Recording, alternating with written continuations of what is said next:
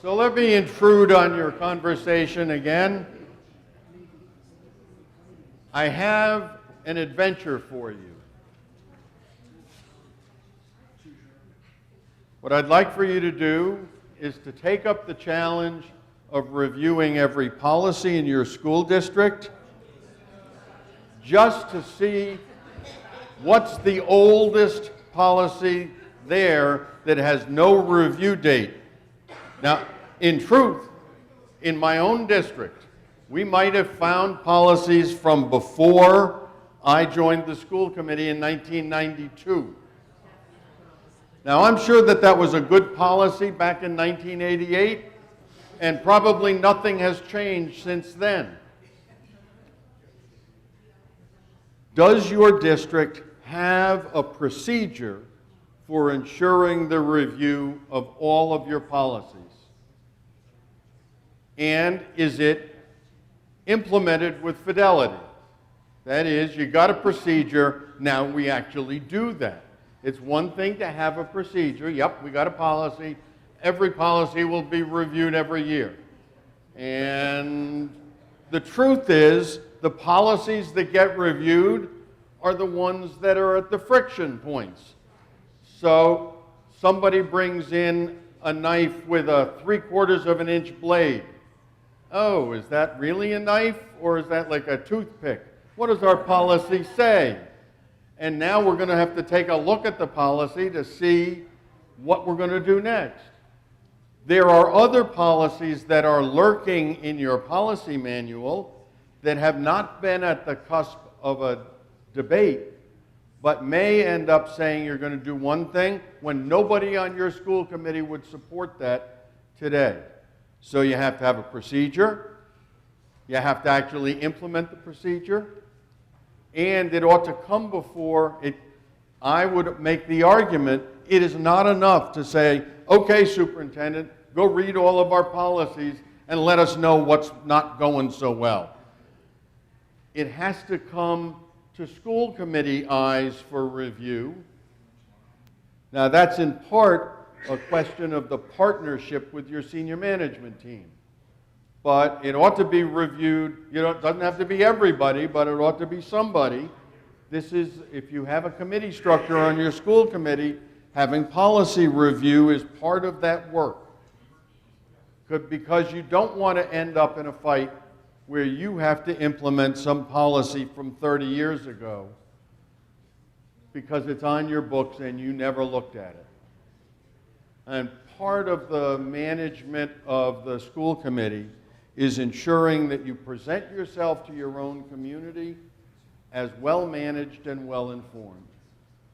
And having policies that don't rise to that level are simply a news story waiting to happen. And they will. So if you don't have a policy, figure it out. The second thing that I want to highlight here is the committee needs to have a conversation about what's the difference between policy and regulation, or between policy and operations. Because this is the domain where school committees play with micromanagement. I've always wanted to be a superintendent. I can make this decision better than my superintendent. And so we pass some stupid policy that says the students have to walk at 2 miles an hour down the hall, not 3 miles an hour down the hall. Or, I mean, frankly, Ben, I had no idea that he was an expert on stupid things school committees do, but the stories he tells are really the areas in which school committees lose their way. We pass policy. Not a one of you should be in the position of running a school or running your district. You point direction. And you have to have confidence in the folks who are there 24 hours a day, 7 days a week. Because honestly, if you have a good superintendent, the superintendent only sleeps when the entire school committee is sleeping. And the expectation is that you are leaving that district in the hands of the administrators. They are operating it. There are policy questions that provide direction. So the superintendent legitimately can come back and say, oh, I don't think we have policy on this. Where should we be going on this? But the how is always an operational consideration, and school committees, time and again, get themselves embroiled in micromanaging the district rather than standing above the district trying to decide general direction.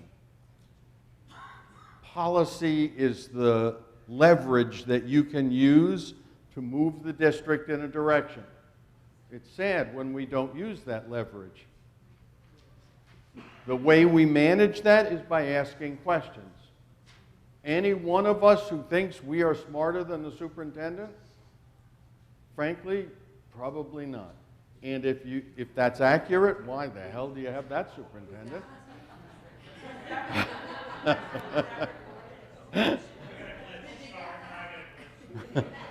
So, use the policy and make sure that it represents where your school committee is today, current.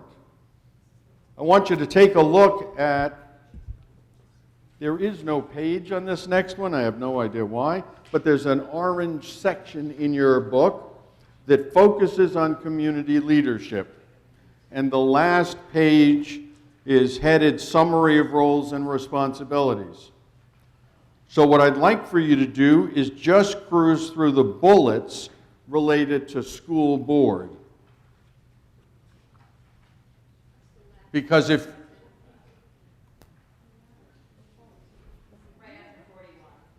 So it's the right after 41, I'll take that. Is it?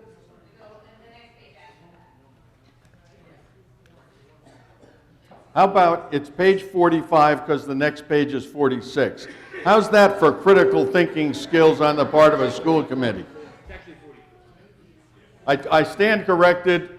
45 is blank, which allows school committee members to write whatever they'd like on that page. Go to 44. Part of the structure of this page is you need to know what's on your plate versus what's on the superintendent's plate. You need to know your leadership role versus their leadership role. And so what I would ask you to do is look down that bulleted list of school board responsibilities and think about whether this is what your school committee is doing. Take a minute to talk about it at the table.